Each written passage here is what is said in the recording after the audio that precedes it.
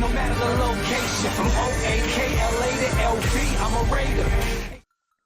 Raider Nation, what's going on? You're watching the Raiders Report. Coming up here on today's show, I got training camp news on 21 Raiders players. We have a little bit of an update on quarterback Carson Wentz of the Indianapolis Colts, which means brand new Mariota trade rumors. I'll tell you what I think about them. And then at the very end of today's show, I'm going to try to project who are going to be the 6 Raiders captains. One running back that has not been at practice thus far has been Jalen Richard. He decided to return to practice today on August 2nd. Theo Riddick, he retired over the weekend, but for Richard, he's really trying to battle it out for that RB3 role, and he might end up losing it to Trey Regis, who's been playing, well, pretty damn good. Some guys who were not at practice today, Denzelle Good, offensive lineman of the Raiders, probably going to be that starting right guard. James Onwualu, probably going to end up getting cut. And then who the Raiders decided to trade up for in that 4th round of this past year's draft, Tyree Gillespie. These guys were not at practice today. Also some players on the injury/illness list,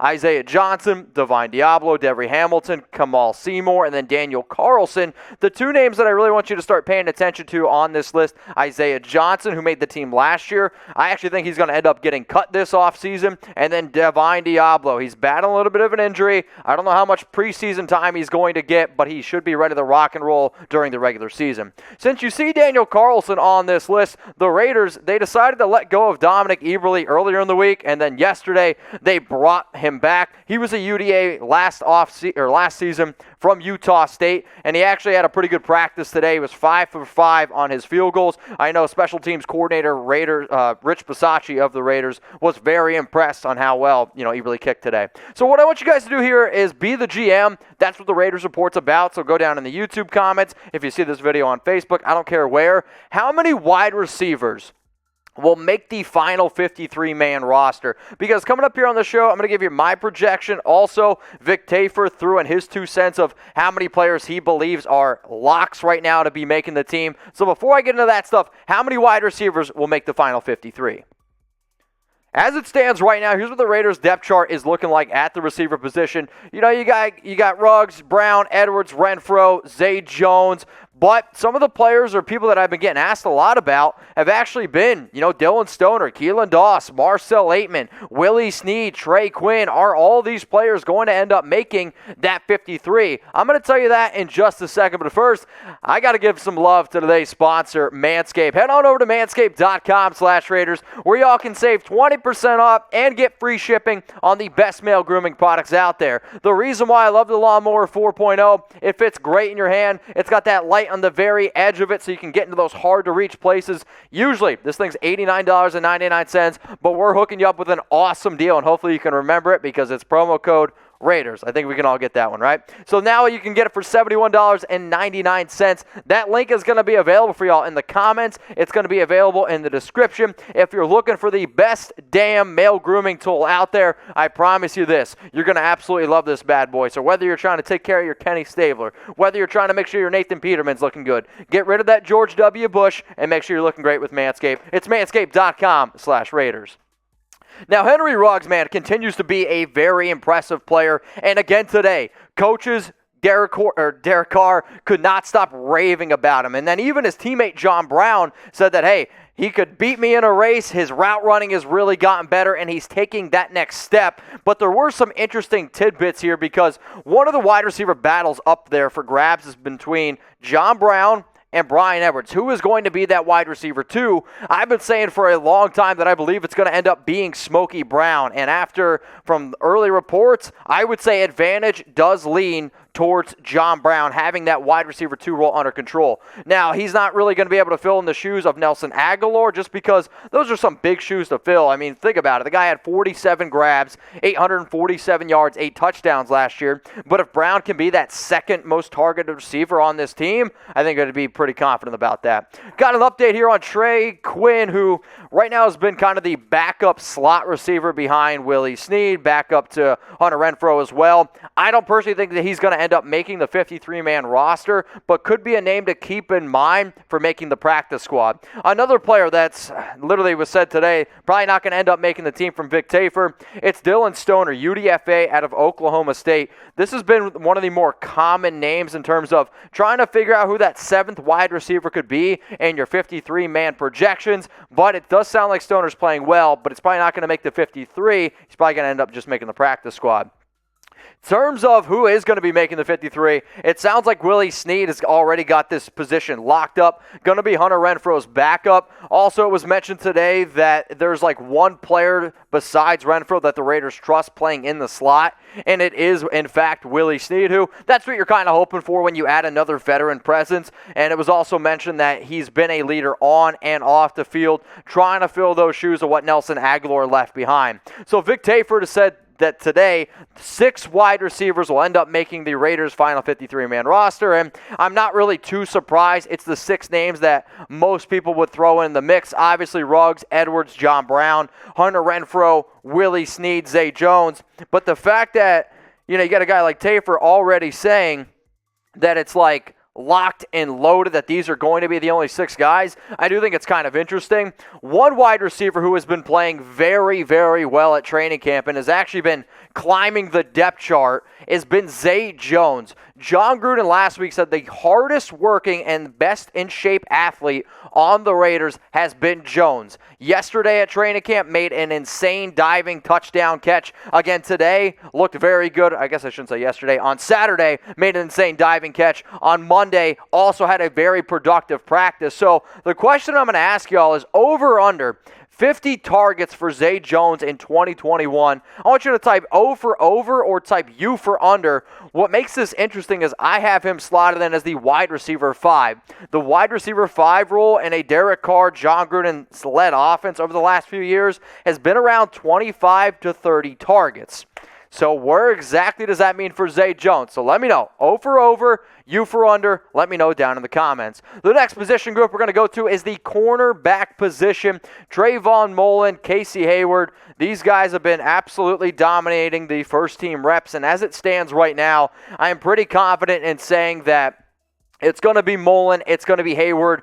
They're going to be your day one outside cornerback starters, which makes it kind of interesting considering the fact that literally just last week, Gruden said that, hey, we consider Damon Arnette a week 1 starter. Maybe he's hinting that they could be using Arnette in the slot because Nevin Lawson, he's going to be suspended those first 2 weeks. But I will also say that this job does seem up for grabs with Arnette. Maybe Nate Hobbs could be working in the nickel as well those first 2 weeks when Nevin Lawson's on the sidelines. But the reason that the Raiders love Lawson so much, it's because of his leadership and because he's a little bit older, and they're hoping his physicality can shine a little bit more there in the slot. Now, anytime I find awesome deals, I just try to hook you guys up with them. So I was surfing the web, and I found these really badass Just Win Baby t-shirts. If this interests you, go to chatsports.com/JustWinBaby. You can see the link below on screen. You can also find it in the comments. It will also be in the description, but I believe it sizes from extra small all the way up to 4XL.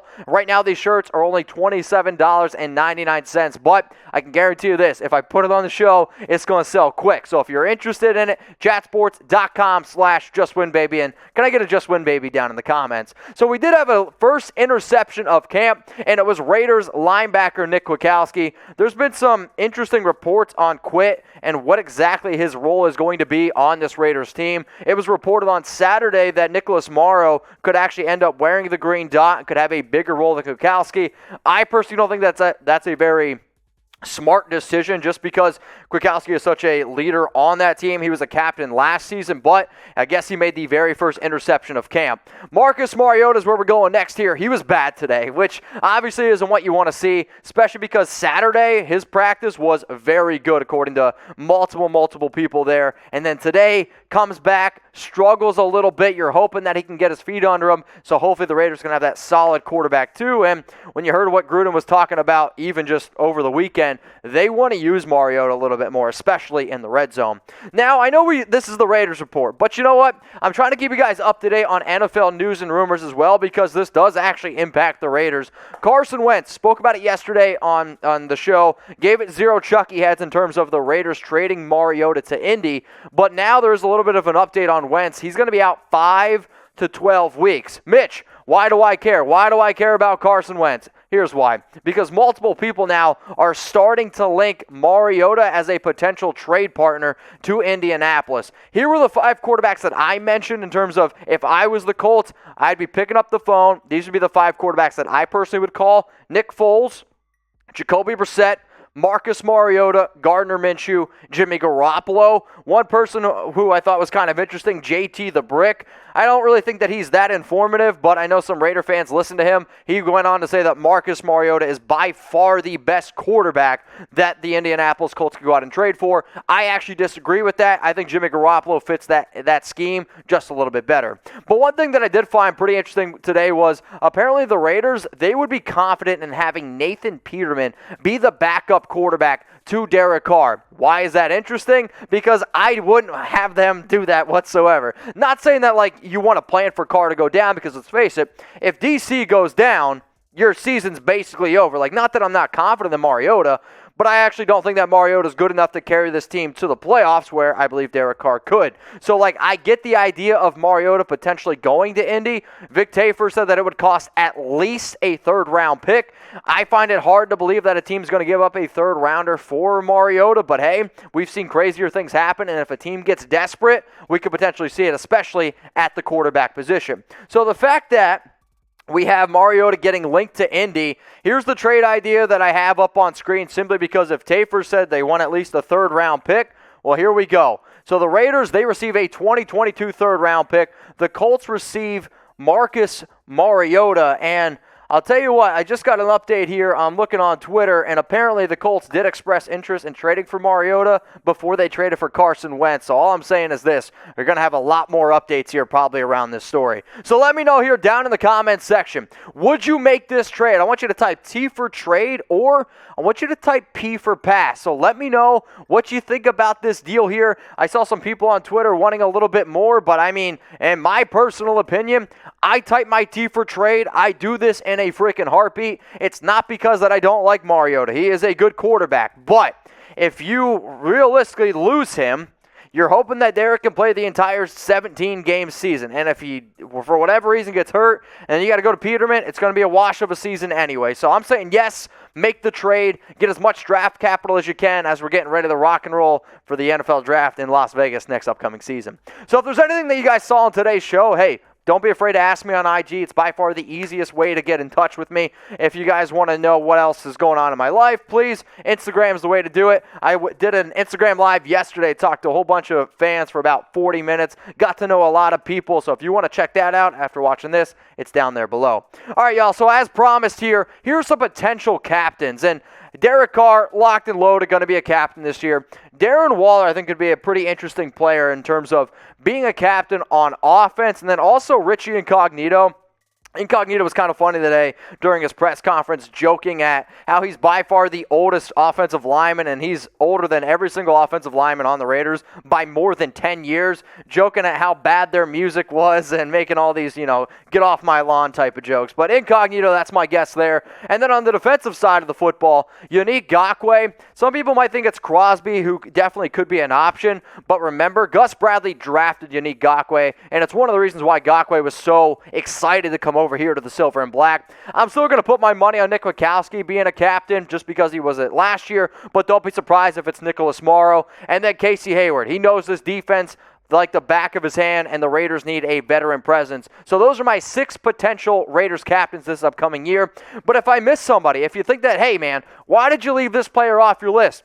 Please let me know down in the comments. So what I want you to do is put that player's name and then put captain. That way that I know you made it to the very end of the video.